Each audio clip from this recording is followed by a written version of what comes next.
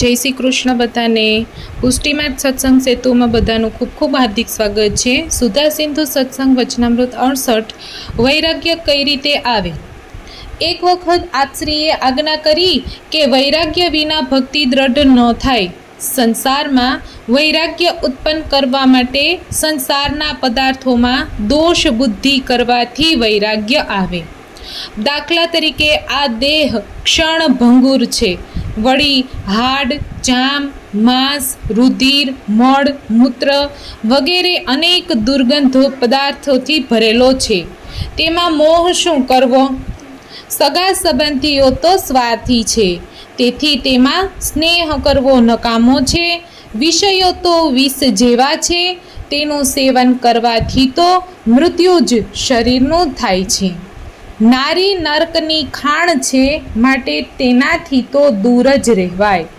લક્ષ્મી અનર્થનો મૂળ છે, માટે તે મેળવવા પ્રયાસ કરવો નકામો છે. રાજ્યાધિક સત્તા તો નરકમાં જ નાખે. કહેવત છે કે રાજેશ્રી નરકેશ્રી, માટે સત્તા લોલુપતા પણ નકામી છે. આમ સંસારના બધા પદાર્થોમાં દોષ બુદ્ધિ કરવાથી વૈરાગ્ય આવે છે. અહીં આપશ્રીએ એક દૃષ્ટાંત દ્વારા આ વિષયને સમજાવ્યો હતો. એક શેઠ હતા, તે બજારમાં ફરવા નીકળ્યા.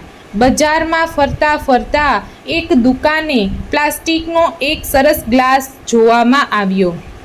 શેઠને તે ગ્લાસ ગમી ગયો અને 4-8 આના આપીને તે ખરીદી લીધો. તે ગ્લાસ હાથમાં લઈ શેઠ ચાલ્યા. જતા હતા ત્યાં રસ્તામાં એક ઓળખીતા ભાઈ સામા મળ્યા. તેણે પેલો ગ્લાસ જોઈ શેઠને કહ્યું કે આ શું છે? ત્યારે શેઠે કહ્યું કે આ ગ્લાસની ડિઝાઇન ગમી જવાથી મેં ખરીદી કર્યો છે. પેલા ભાઈએ શેઠને કહ્યું કે શું ડિઝાઇન ગમી ગઈ? ફેંકી દો આ ગ્લાસને. આવા ગ્લાસ તમારા ઘરમાં શોભે? તમારા ઘરમાં તો સોના ચાંદીના ગ્લાસ શોભે. આવા ગ્લાસનો તો મજૂર લોકો સંડાસ જવામાં ઉપયોગ કરે છે. સારા માણસો તો સંડાસમાં ઉપયોગ કરતા પણ શરમાય. આમ કહ્યું ત્યારે પેલા શેઠે ગ્લાસ ફેંકી દીધો. કહેવાનો આશય એ છે કે તે ગ્લાસ શેઠને ગમી ગયો હતો, પણ પેલાએ દોષ દેખાડીને તેની હીનતા સમજાવી. તેથી શેઠનું મન ગ્લાસ ઉપરથી ઉતરી ગયું. તેવી રીતે સંસારના પદાર્થોમાં દોષ બુદ્ધિ લાવવાથી તે પદાર્થની હીનતા સમજાય છે અને પરિણામે વૈરાગ્ય ઉત્પન્ન થાય છે. વચનામૃત 69 મનુષ્ય યોનિની શ્રેષ્ઠતા. એક વખત આપશ્રીએ વચનામૃત કર્યા કે જીવ ભગવાનથી વિછુર્યા પછી 84 લાખ યોનિમાંથી પસાર થઈ છેલ્લે મનુષ્ય યોનિ પ્રાપ્ત કરે છે. અહીં કોઈ શંકા કરે કે ભાઈ જીવ 84 લાખ યોનિમાંથી ભલે પસાર થતો હોય, પણ આ 84 લાખ યોનિ કોઈએ ગણી છે? આ શંકાના સમાધાનમાં કહેવાનું કે આ યોનિઓ ગણવાની જરૂર શું? અને કદાચ ગણવા બેસો તો આખી જિંદગી ગણવામાં જ પૂરી થાય, અને કદાચ ગણી લીધી તો તેનાથી ફાયદો શો? આપણા શાસ્ત્રકારોએ આ 84 લાખ યોનિઓનો સમાવેશ 4 પ્રકારની યોનિમાં કરી દીધો છે. તે સ્વેદજ, અંડજ, ઉદ્ભીજ અને જરાયુજ. સ્વેદજ એટલે ભેજથી પરસેવાથી ઉત્પન્ન થતા જંતુઓ, જેવા કે માખી, મચ્છર, ડાંસ, જૂ, ઈતરડી વગેરે અસંખ્ય જંતુઓ. અંડજ એટલે ઈંડામાંથી જન્મનારા પક્ષીઓ વગેરે. ઉદ્ભવ બીજ એટલે પૃથ્વીને ઉગાડીને ઉગનારા વૃક્ષો, જેમાં 18 ભાર વનસ્પતિનો સમાવેશ થાય છે. જરાયુજ એટલે ઓળથી વીંટળાઈને જન્મ લેનારા, જેમાં ચોપગા પશુઓ અને મનુષ્યનો સમાવેશ થાય છે. આ રીતે 84 લાખ યોનિના 4 વિભાગ કરવામાં આવ્યા છે. આ બધી યોનિમાં સર્વશ્રેષ્ઠ યોનિ મનુષ્યની છે. બીજી બધી યોનિઓ કરતાં મનુષ્યમાં એક તત્વ વધારે છે, જેને લઈને મનુષ્યની શ્રેષ્ઠતા કહેવાય છે. આ તત્વ તે બુદ્ધિ છે.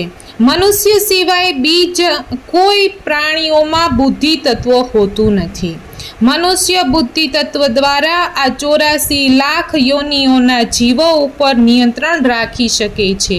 મનુષ્ય જીવનમાં આ બુદ્ધિ તત્વનો મહત્વનો ભાગ ભજવે છે. રાજકીય, સામાજિક અને આર્થિક ક્ષેત્રમાં માણસ બુદ્ધિથી જ સિદ્ધિ મેળવી શકે છે. સમાજમાં બુદ્ધિ વિનાનો નર પશુ સમાન લેખાય છે. જેમ લૌકિક સિદ્ધ કરવામાં બુદ્ધિની જરૂર પડે છે, તેમ અલૌકિક સિદ્ધ કરવામાં મોક્ષ કે ભગવત પ્રાપ્તિ પણ બુદ્ધિની જરૂર પડે છે. બુદ્ધિ બે પ્રકારની છે, સુબુદ્ધિ અને કુબુદ્ધિ. કુબુદ્ધિ મનુષ્ય દુષ્કર્મો તરફ વાળે છે અને સુબુદ્ધિ આત્મોન્નતિ તરફ આકર્ષાય છે. અને તેથી જ ગાયત્રી મંત્રમાં પ્રાર્થના કરવામાં આવી છે કે હે ભગવાન, અમોને સુબુદ્ધિનું દાન કરો, ધિયો યો ન પ્રચોદયાત. આ દેહરૂપી રથ છે અને જીવરૂપી રથી એટલે કે રથમાં બેસનારો છે. ઇન્દ્રિયરૂપી ઘોડા છે, મનરૂપી લગામ છે અને બુદ્ધિરૂપી સારથી છે. આ બુદ્ધિરૂપી સારથી સજાગ એટલે કે સુબુદ્ધિ હોય તો મનરૂપી લગામને બરાબર ખેંચી રાખે છે, જેથી ઇન્દ્રિયરૂપી ઘોડાઓ સરખી રીતે એટલે કે સન્માર્ગે ચાલે છે અને દેહરૂપી રથ દ્વારા જીવને ભગવાનની સમીપ લઈ જાય છે. પણ બુદ્ધિરૂપી સારથી બેદરકાર એટલે કે કુબુદ્ધિ હોય તો તે મનરૂપી લગામ બરાબર પકડી શકતો નથી. તેથી ઇન્દ્રિયરૂપી ચંચળ ઘોડાઓ દેહરૂપી રથને વિષયરૂપી ખાડામાં નાખી દે છે. તેથી જીવ સંસારમાં ફસાય છે. આ રૂપકનો સાર એ છે કે ઇન્દ્રિયો મનને આધીન હોય છે. આ મન ઉપર બુદ્ધિનું નિયંત્રણ હોય તો તે મનને સંસાર તરફ જતું અટકાવે છે અને ભગવત ધર્મ તરફ વાળે છે. આમ મનુષ્ય જીવનમાં બુદ્ધિ તત્વ મહત્વનો ભાગ ભજવતું હોવાથી મનુષ્ય યોનિમાં શ્રેષ્ઠતા છે. જય શ્રી કૃષ્ણ. આજનો સત્સંગ અહીં પૂરો થાય છે. આવતીકાલે ફરી મળીશું. ત્યાં સુધી ચેનલમાં જોડાઈને રહેજો. વિડીયોને લાઈક અને શેર કરતા રહેજો, તેમજ ચેનલને સબસ્ક્રાઈબ કરજો.